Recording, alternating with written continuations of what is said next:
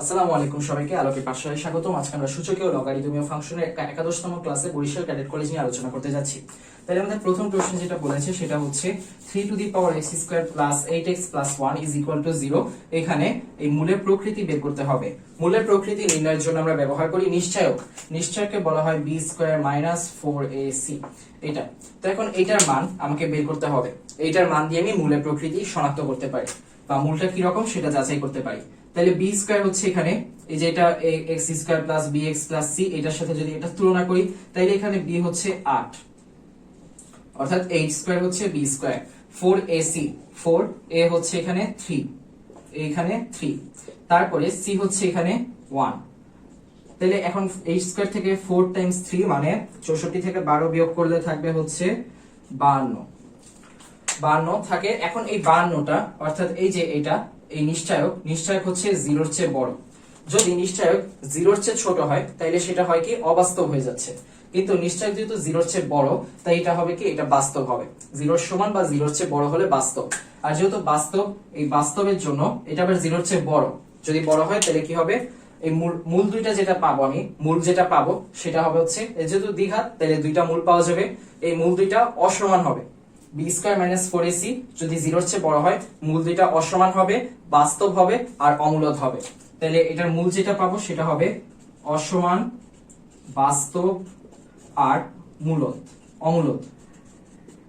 অমূলদ। আচ্ছা, অমূলদ। ওকে, তাহলে এটা গেল, এটা মুছে দিচ্ছি।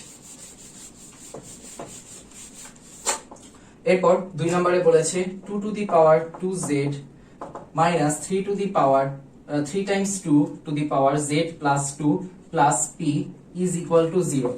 এখান থেকে আমার এই z এর মান বের করতে হবে।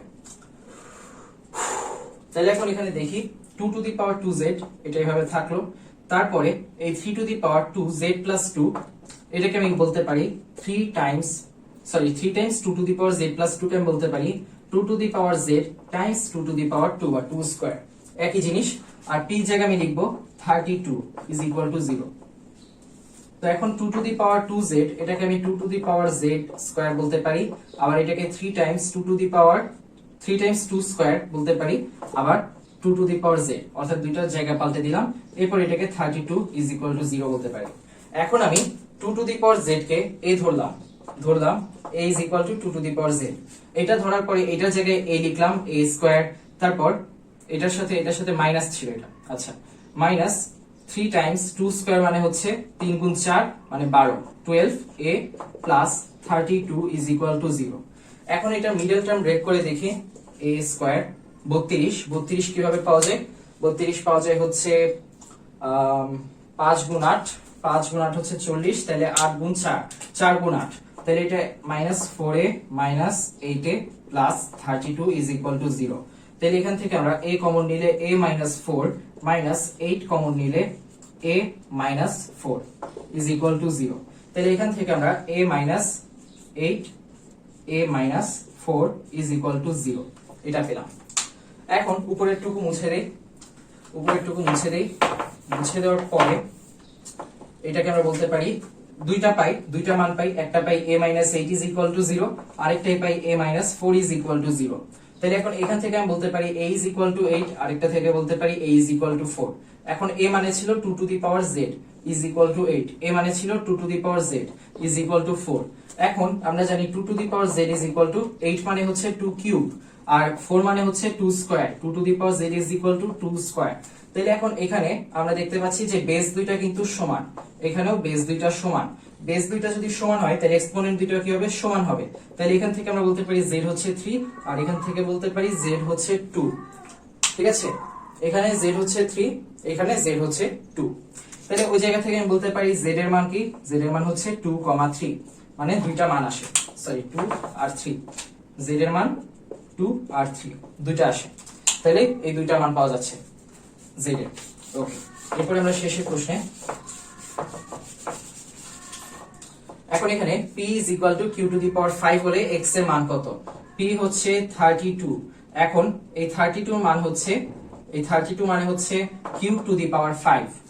32 মানে q to the power 5 হলে q এর মান কত হবে?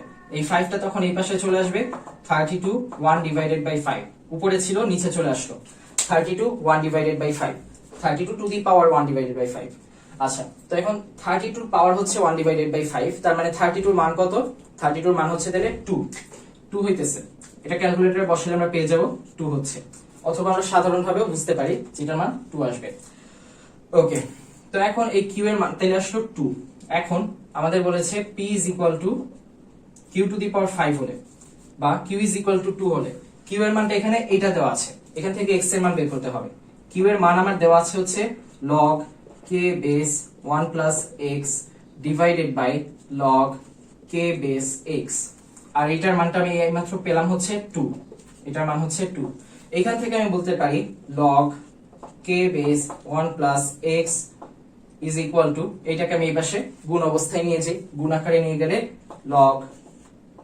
k base x আর এই যে 2টা ছিল এই 2টা গুণ অবস্থায় চলে আসলো এর সাথে তাইলে এখন এখান থেকে আমি কি করতে পারি আমরা জানি যে log 2 log x base y is equal to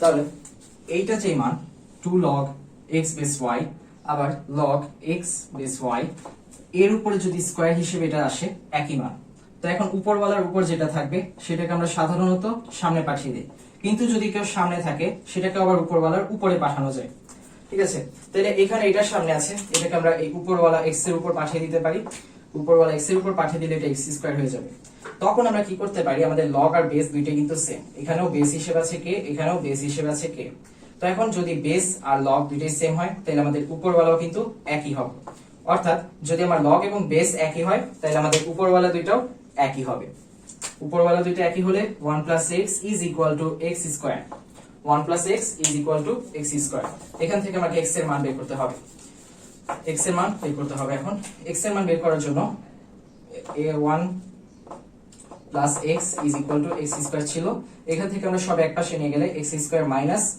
x minus 1 is equal to 0 পাচ্ছি এখন ওই জায়গা থেকে আমাকে x এর মানটা নিয়ে আসতে হবে এখন এমনিতে আমি যদি করি তাহলে এখন সবগুলোর সাথে যদি 4 দিয়ে গুণ করে দেই তাহলে কি আসে 4x minus 4 is equal to 0 তাহলে ওই জায়গা থেকে আমার স্কয়ারটা করা সুবিধাজনক ঠিক আছে স্কয়ারটা করা এখান থেকে সুবিধাজনক তখন কি হচ্ছে তখন হচ্ছে এটা 2x square minus 2 times 2x times 1 minus plus 1 square যদি আমি হোল স্কয়ারের সূত্র আনতে চাই তাহলে আমার এক্সট্রা কে রয়ে গেল এখানে যেহেতু 1 স্কয়ার এক্সট্রা আনলাম তাহলে এখানে -4 ছিল -5 দিয়ে দিব কারণ একটা এক বেশি আনছি তাহলে একটা এক বেশি বিয়োগ করব is equal to 0 এটাকে আমরা 5টাকে এই পাশে নিয়ে যেতে পারি 5টা এই পাশে নিয়ে গেলে হয় +5 ওইখান থেকে আমি বলতে পারি 2x - 1 whole square is equal to 5 এরপর এই জায়গা থেকে বলা যায় 2x - 1 is equal to √5 এটাকে আমি বর্গমূল করে ফেললাম এখন 2x is equal to